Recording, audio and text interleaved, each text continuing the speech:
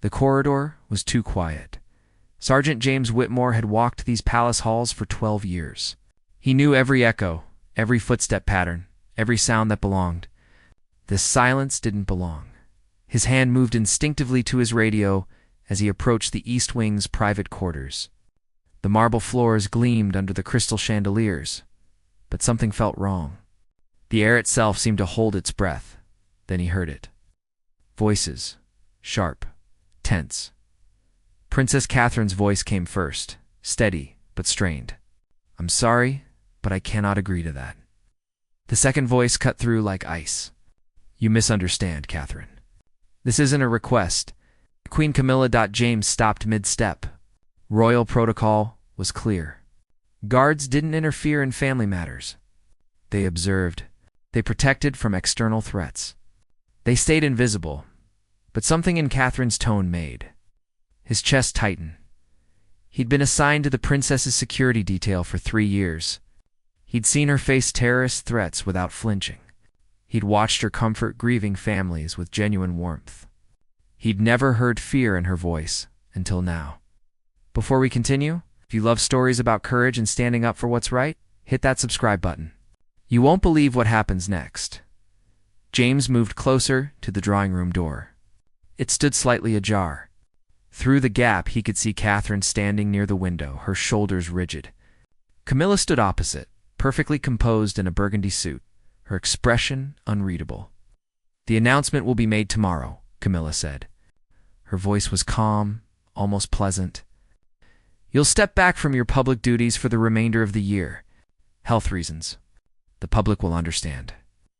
"I'm perfectly healthy," Catherine replied quietly. "Perception, my dear, not reality." Camilla's smile was thin. "The crown requires stability. Your recent popularity has created certain complications." James felt his jaw clench. He'd seen the news coverage. Catherine's charity work had captured the nation's heart. Her hospital visits, her work with children, the way she connected with ordinary people. She was beloved. And apparently, that was the problem. "I've done nothing wrong," Catherine said. "No one said you did." Camilla walked slowly around the room, her heels clicking precisely on the floor. "But the monarchy isn't about individuals. It's about the institution. And right now, the institution needs you to recede." The word hung in the air like poison. "For how long?" Catherine's voice was barely above a whisper. "As long as necessary." Catherine turned toward the window. Her reflection showed her closing her eyes briefly. When she opened them, something had shifted. Her spine straightened. "And if I refuse?" The temperature in the room seemed to drop. Camilla's expression didn't change, but her voice took on a harder edge. "Then we'll need to have a different conversation. One involving your children's future positions, their titles, their security arrangements." James's hand tightened on his radio. His training screamed at him to stay professional. Stay neutral, stay out of family politics. But this wasn't politics anymore. This was a threat. Catherine's face went pale. "You wouldn't." "I wouldn't want to," Camilla corrected smoothly. "But the crown has weathered many storms, Catherine. It will weather this one too. With or without your cooperation." Silence filled the room. James knew he was witnessing something that would never appear in official records. Something that contradicted every public image the palace carefully constructed. This was power. Raw and unfiltered. And Catherine was standing alone against it. "I need time to think," Catherine said finally. "You have until morning." Millet moved toward the door. 9 o'clock. "My private office. Come alone and come prepared to be reasonable." James stepped back quickly, positioning himself at his assigned post 20 feet down the corridor. He kept his eyes forward, his expression neutral. As Camilla emerged from the room, she walked past him without a glance, her perfume trailing behind her like a warning. When her footsteps faded, James waited exactly 30 seconds. Then he moved back toward the drawing room. Catherine still stood by the window, her hand pressed against the glass, her breath fogging it slightly. She was shaking. James knocked softly on the doorframe. Catherine turned quickly, wiping her eyes. Her composure snapped back into place like armor. Sergeant Whitmore. I didn't realize you were on duty, ma'am. He stepped inside, closing the door behind him. Protocol violation number 2. Are you all right? Her laugh was bitter. I'm fine. Just fine. With respect, ma'am, you're not. She studied him for a long moment. Outside, rain began pattering against the windows. The sound filled the silence between them. You heard, she said finally. Not a question. Enough. Catherine sank into a chair, her royal bearing crumbling. For the first time since he'd known her, she looked small, vulnerable, human. I don't know what to do, she whispered. If I fight this, my children suffer. If I don't, she gestured helplessly, everything I've built, every relationship with the people, every cause I've championed, gone. James had been trained not to get involved, not to take sides, not to see the royals as anything but assignments. But he was also trained to recognize threats. What exactly did she demand? He asked. Catherine explained. The forced retreat from public life, the manufactured health crisis, the timeline that would keep her sidelined during the year's most important events, the King's Jubilee, the Commonwealth Summit, every opportunity for her to connect with the public systematically removed. She's been planning this for months, Catherine said. I just didn't see it. The small comments about me taking on too much, the suggestions that I rest more, the way certain engagements kept getting reassigned, her hands clenched in her lap. I thought she was being helpful. And the threat about your children? Catherine's eyes hardened. George's position as heir. Charlotte and Louis's security details. She made it very clear that accidents can happen. Not physical harm, but bureaucratic accidents. Lost paperwork, delayed approvals, things that could compromise their safety. James felt anger coil in his chest. He'd protected this family. He'd stood in front of bullets for them, metaphorically and literally. The idea of anyone using children as leverage made his blood boil. There has to be something you can do, he said. Like what? Go to the king. Catherine shook her head. He's been different since the coronation, distant. And she's with him constantly. Every decision goes through her first.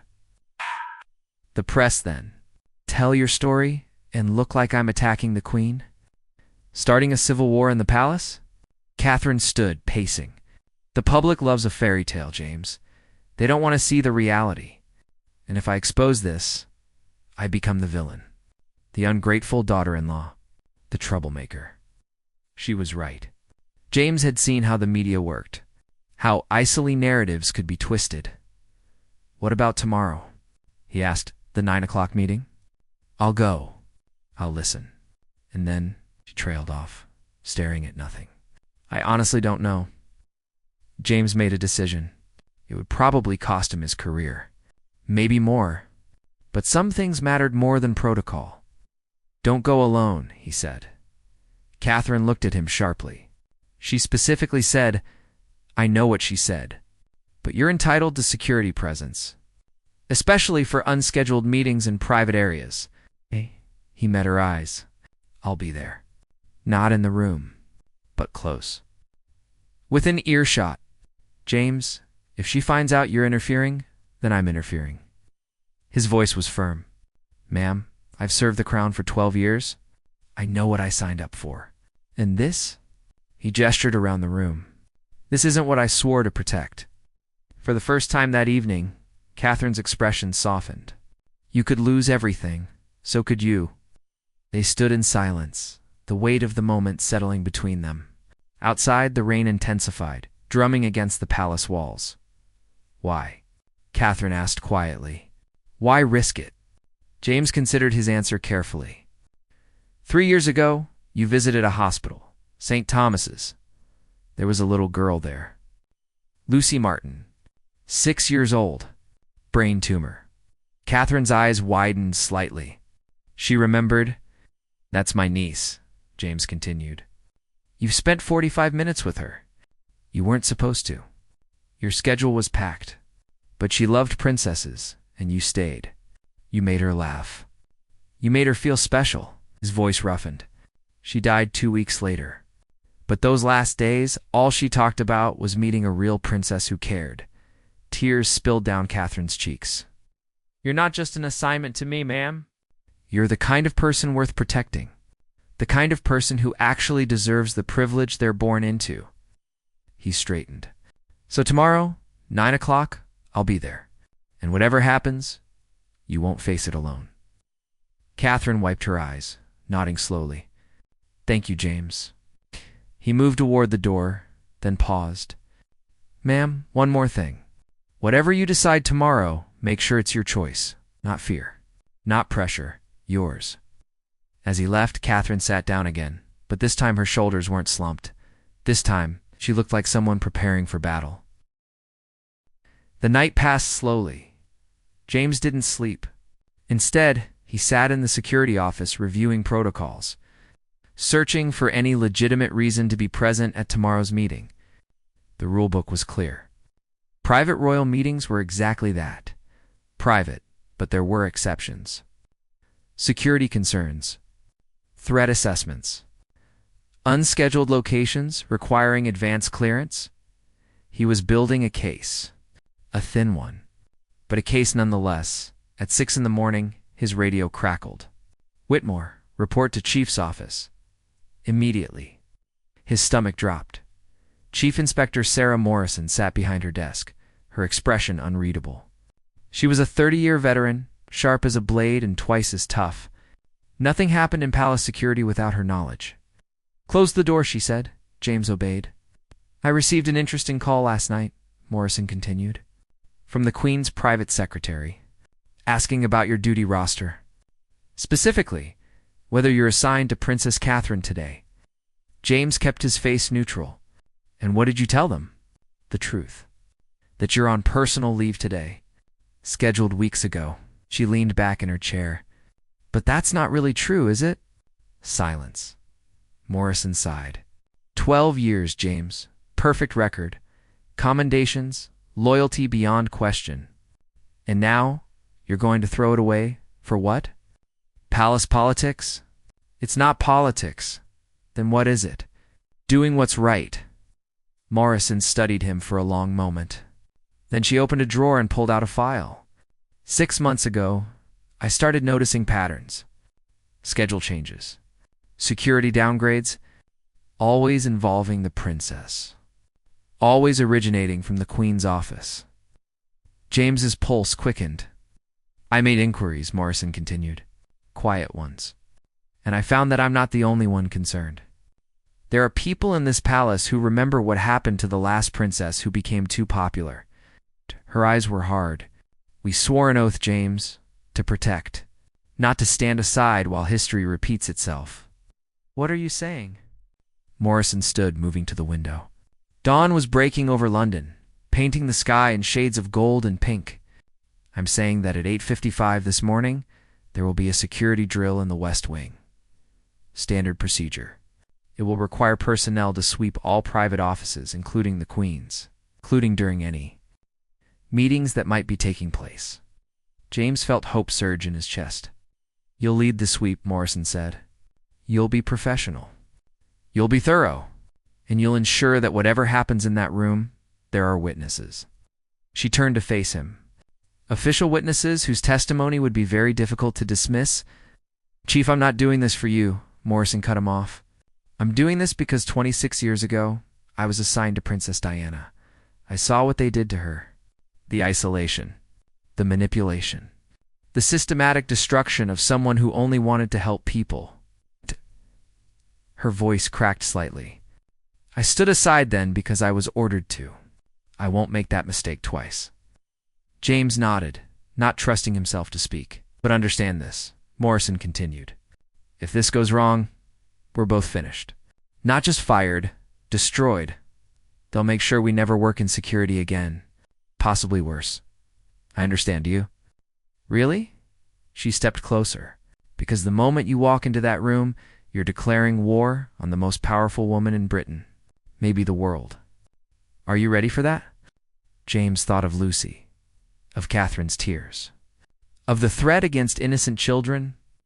"Yes," he said simply. Morrison checked her watch. Then get ready.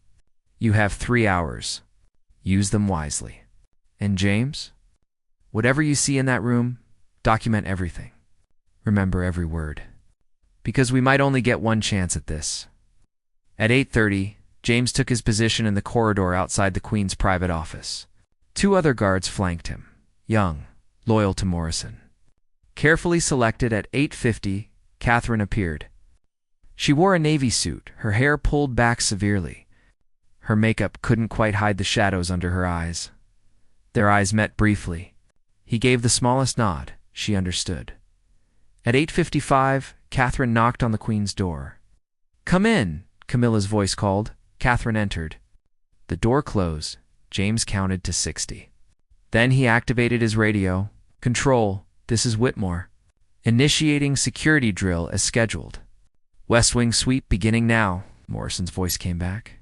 "Confirmed. Proceed." James and his team moved down the corridor.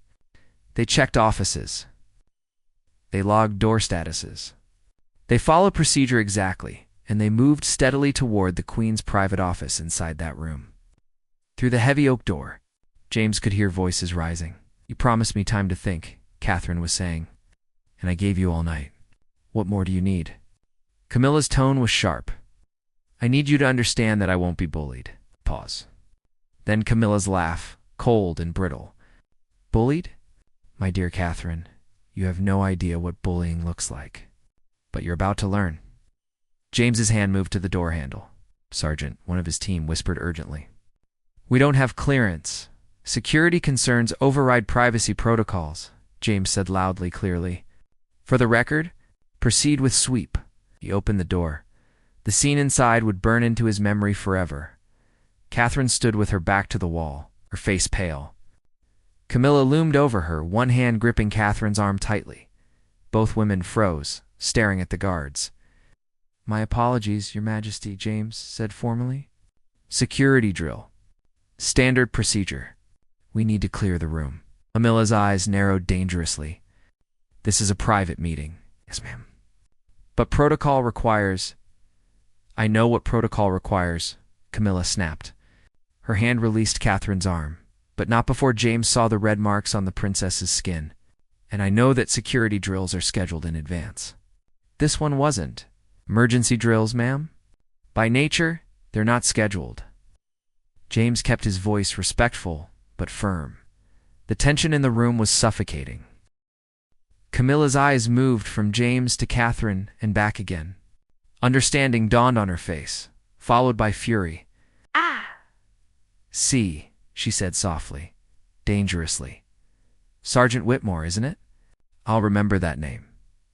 "Yes, ma'am." James didn't flinch. "This drill is completed," Camilla announced.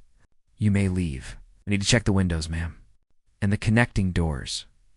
Standard procedure." James moved further into the room. His team followed. Catherine used the distraction to step away from Camilla, putting distance between them. Her hand rubbed her arm where Camilla had gripped it. James made a show of checking the window locks while his team examined the doors. He took his time. Every second mattered. Every second was protection. "How much longer will this take?" Camilla demanded. "Just another moment, ma'am." James pulled out his radio. "Control, West Wing office clear. No security concerns detected, except there were concerns." He'd seen the bruises forming on Catherine's arm. He'd seen the fear in her eyes. But those weren't the kind of threats he could report officially. Not yet, as James and his team moved toward the door. Camilla's voice stopped them. "Sergeant Whitmore, one more thing." "Ah!" He turned. "Ma'am, your career has been exemplary. It would be a shame to see it end over misguided loyalty." Her smile was sharp. "Wouldn't you agree?" The threat was clear. James felt his team tense beside him. "My loyalty is to the crown, ma'am, and to protecting those who serve it." He met her gaze steadily. "All of those who serve it? How noble." Camilla's voice dripped with sarcasm. "But nobility doesn't pay bills, does it? And it certainly doesn't protect one's family." James felt ice slide down his spine. His family? Lucy's parents? His sister Camilla saw his reaction and smiled wider. Yes, it's amazing what one discovers when one looks closely enough.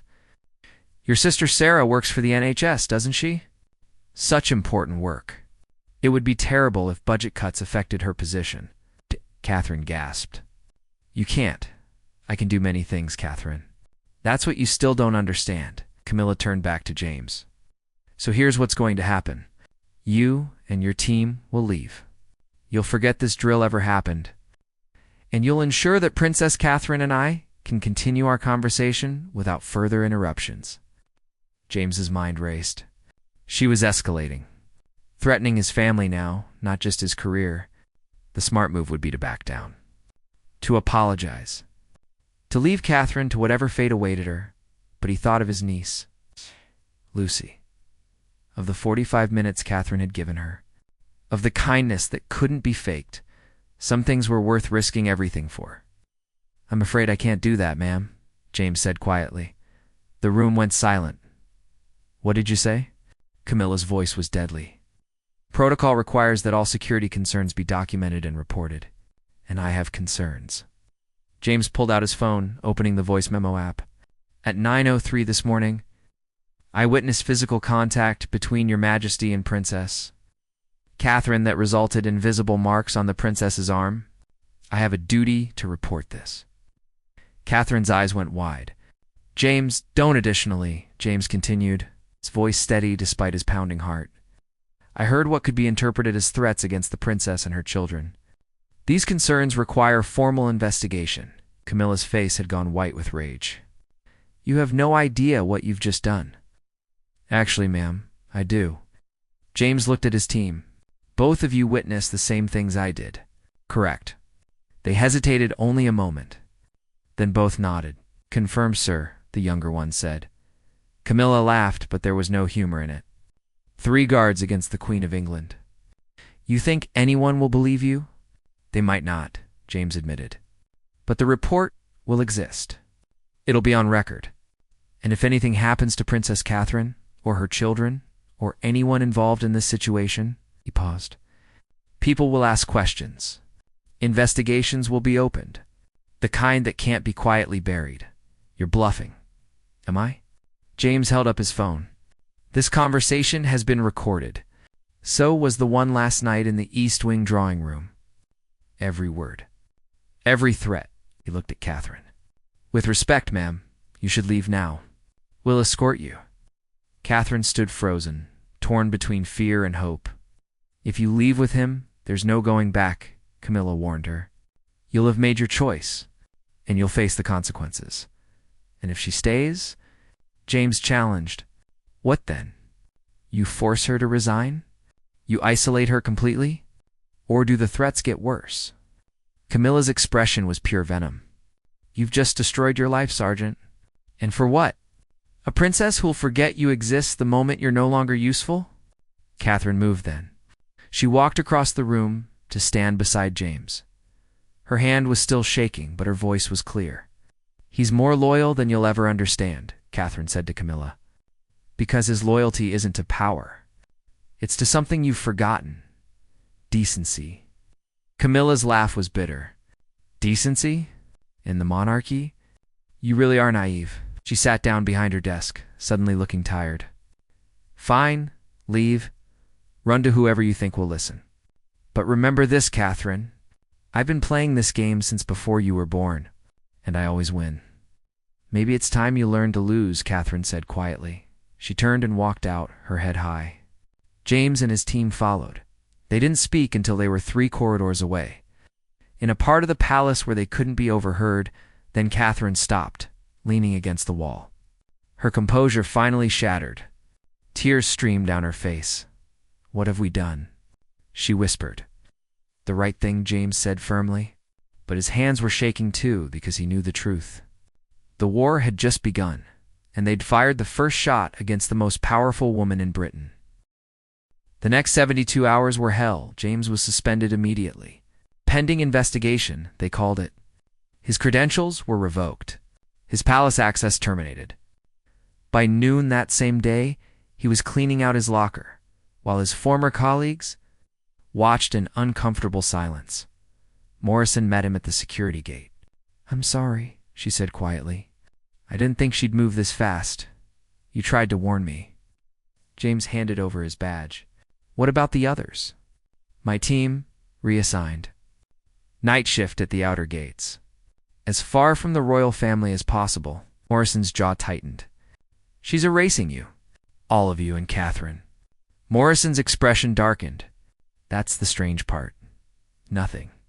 No announcement. No statement. It's like the meeting never happened. What does that mean?" "I don't know. But silence from Camilla is somehow worse than action." James went home to his small flat in Camden. For the first time in 12 years, he had nowhere to be. No royal schedule to follow. No one to protect. His phone rang constantly. Unknown numbers. He didn't answer. On the second day, his sister Sarah called. "James, what's happening? My supervisor just told me I'm being transferred to a hospital in Scotland. They're saying it's a promotion, but..." Her voice cracked. "It's not, is it? This is punishment." James closed his eyes. Camilla worked fast. "I'm sorry, Sarah. I'll fix this." "Fix what?" "James, what did you do?" "The right thing. I hope." He hung up before she could ask more questions. That night, a black car pulled up outside his building. Not palace security. Private. Expensive. A knock on his door. James opened it to find a man in his 60s, gray-haired, wearing an expensive suit. He looked vaguely familiar. "Mr. Whitmore." "My name is David Harrington. I was private secretary to Princess Diana." He glanced at the hallway. "May I come in?" James stepped aside. Harrington sat down, his movements careful. "I know what you did, and I know what it cost you." "How?" "Because I did the same thing 27 years ago. I tried to protect Diana from the system." Harrington's smile was sad. "It didn't end well. For either of us." James felt his hope crumbling. "Then why are you here?" "Because this time might be different." Harrington pulled out a folder. "Times have changed. Social media. Public opinion. The royals can't control the narrative the way they used to." He opened the folder. "I've been collecting evidence for years. Every suspicious incident, every manipulation, every time they destroyed someone who got in their way." James looked at the documents. They were explosive. Financial irregularities. Covered-up scandals. A pattern of abuse spanning decades. "Why show me this?" "Because Catherine trusted you. And because Morrison tells me you've recorded everything." Harrington leaned forward. "I need those recordings, James. Combined with what I have, we might actually be able to do something." "Like what?" "Camilla's the queen. She's untouchable." "Maybe, but public opinion is a powerful thing. And if people knew what really happens behind palace walls..." Harrington paused. "We might not bring her down, but we can protect Catherine. We can make Camilla think twice before she tries this again." James thought about Catherine. About her children. About every person Camilla might hurt in the future. "What do you need me to do?" Over the next 24 hours, Harrington worked with a network of people James never knew existed. Former palace staff. Journalists with integrity.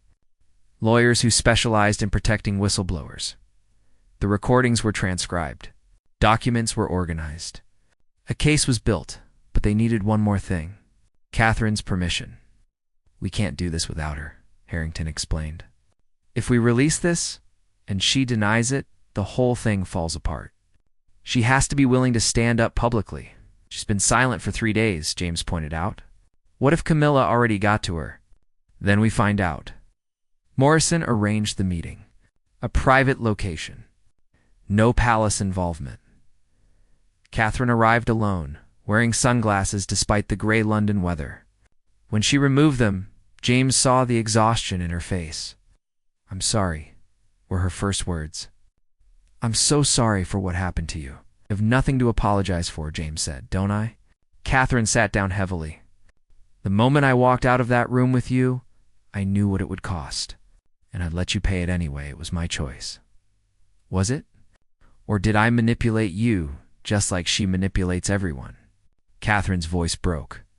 You told me about your niece. You made yourself vulnerable, and I used that. I let you think you were the hero when really I was just scared and desperate. You didn't use me, James said firmly. You were trapped. I helped you escape. That's all. Harrington cleared his throat. Your Highness, we have an opportunity. A chance to expose what happened and prevent it from happening again. But we need your cooperation, he explained the plan. The evidence. The potential impact? Catherine listened in silence. When he finished, she shook her head. I can't. James felt his stomach drop. Catherine, you don't understand. In the last 3 days, I've been to see the king, my father-in-law. I told him everything. Her hands twisted in her lap. He didn't believe me. Or worse, he believed me and didn't care. He said Camilla has been invaluable to him. That she's helped modernize the monarchy. That I'm being dramatic. He said that. Morrison's voice was sharp with anger. He said that family matters should stay private. That if I pursue this, I'll tear the institution apart. Catherine looked up, her eyes red. And he's right. If this goes public, it won't just hurt Camilla. It'll hurt the monarchy itself. The Commonwealth. Everything. And that matters more than your safety. James demanded. It matters more than me, yes. Catherine stood, pacing. I have a duty, not just to my children, but to the country. To the people who believe in what we represent. If I destroy that just to protect myself, you'd be protecting more than yourself, Harrington interrupted. You'd be protecting everyone else she might hurt. Everyone who comes after you. Catherine stopped pacing. For a long moment, she stared out the window. Then she made her decision. I'll do it, Catherine said quietly. But on my terms. James felt relief flood through him. I won't destroy the monarchy, Catherine continued. But I won't let Camilla destroy me either. So here's what's going to happen. She outlined her plan. It was bold, risky, and absolutely brilliant.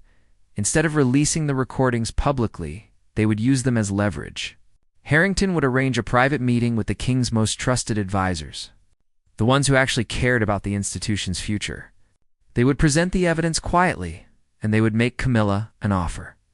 Back off from Catherine completely, allow her to continue her public duties, and guarantee protection for her children. In exchange, the recordings would remain private. It's not justice, Catherine admitted, but it's survival, and sometimes that's enough. The meeting was arranged for the following week. In the meantime, something unexpected happened. The public noticed Catherine's absence. Social media exploded with questions. Where was the princess?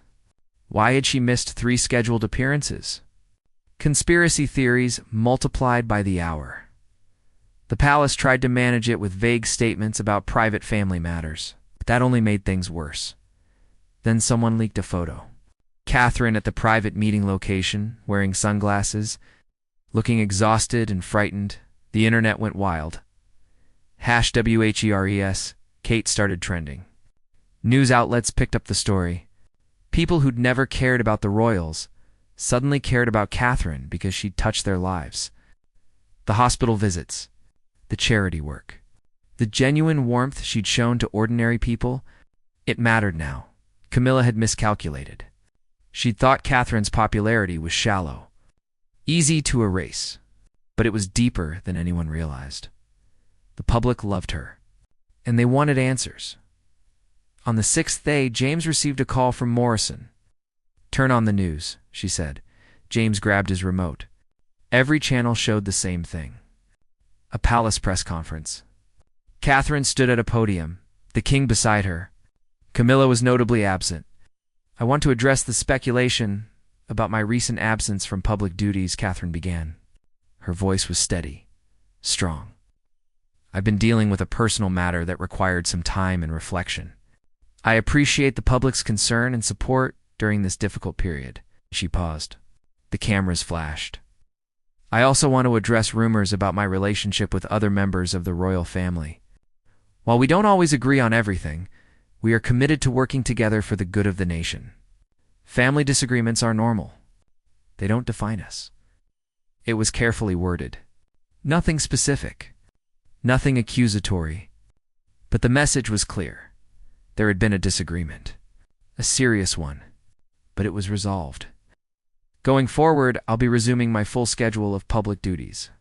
I'm excited to continue the work that matters so much to me, particularly in children's health and mental wellness. Thank you for your patience and understanding. She stepped back. No questions. The press conference ended. James's phone rang immediately. It was Harrington. She did it, he said. The meeting happened this morning. The king saw the evidence, saw the recordings. He was furious. With Camilla. With everyone. But mostly with himself for not seeing it sooner. Harrington's voice was satisfied. Camilla has been given a very clear ultimatum. She stays in her lane. Catherine is untouchable. Or the recordings go public, consequences be damned. And she agreed. She didn't have a choice. The king made it clear. His loyalty to Camilla only goes so far. If she threatens the institution itself, she's done. James felt the tension he'd been carrying for a week finally start to ease. What about me? And the others? Check your email. James opened his laptop. There was a message from Palace HR. His suspension was lifted. Full reinstatement. Back pay for the missed week. And a promotion to senior protection officer. The message also mentioned that his sister's transfer to Scotland had been cancelled. Instead, she was receiving a commendation for her work and a significant pay increase. Camilla's trying to make it look like none of this happened, Harrington explained. She's pretending she was always going to promote you. That your sister's raise was already in the works? Saving face. I don't care about face saving, James said. As long as Catherine's safe, she is. For now. Not forever. But it was enough. 2 weeks later, James returned to duty. His first assignment was Catherine's visit to a children's hospital, the same hospital where his niece Lucy had been treated. Catherine saw him in the corridor before the event. She walked over, her security detail following. Sergeant Whitmore, she said formally. Then, quieter, James. Ma'am, I never properly thanked you. Her eyes were serious. For everything. For risking your career, your family. For standing up when no one else would. You would have done the same for me, James said simply. Catherine smiled. You know what? I think I would have. I hope I would have. She started to walk away, then turned back. One more thing. There's a new foundation I'm launching. For children's hospital care. I'd like to name it after Lucy, if that's all right with your family. James felt his throat tighten. She'd have loved that. So would I. Catherine continued to the event. James watched her interact with the sick children, seeing the same genuine kindness he'd seen 3 years ago. The same warmth that couldn't be faked. Camilla had tried to break her. To erase her. To make her small and silent and invisible. She'd failed, because some people couldn't be broken. Some kindness couldn't be extinguished. And sometimes, when it mattered most, good people stood up to power. James knew the battle wasn't over. Camilla was still queen, still powerful, still dangerous, but she'd learned something important. Catherine wasn't alone anymore. She had allies, people willing to fight for her. People who remembered that the monarchy was supposed to serve the people, not the other way around. It wasn't a complete victory, but it was enough. As James stood post outside the hospital room, he thought about Lucy again. About her last days, about how much joy Catherine had brought her. And he realized something. This was why he'd joined the Royal Guard all those years ago. Not to protect buildings or ceremonies or traditions, to protect people. Good people. People worth saving. Catherine emerged from the hospital room, a little girl's laughter following her. Her smile was genuine, free. For the first time in weeks, she looked happy. James caught her eye. She gave him the smallest nod. Thank you. He nodded back. Always, because that's what loyalty meant. Not blind obedience to power, but standing beside someone when the whole world told you to look away. James Whitmore had been a Royal Guard for 12 years. He'd protected presidents and prime ministers. He'd faced down terrorists and threats from around the world. But his proudest moment would always be this: the day he stood between a princess and the person trying to destroy her, the day he chose courage over comfort, the day he remembered what really mattered. And as he watched Catherine bring joy to dying children, just as she'd done for Lucy, he knew he'd make the same choice again, every single time, because some things were worth fighting for. Some people were worth protecting in true loyalty, and never looking away. Even when it cost everything, especially then.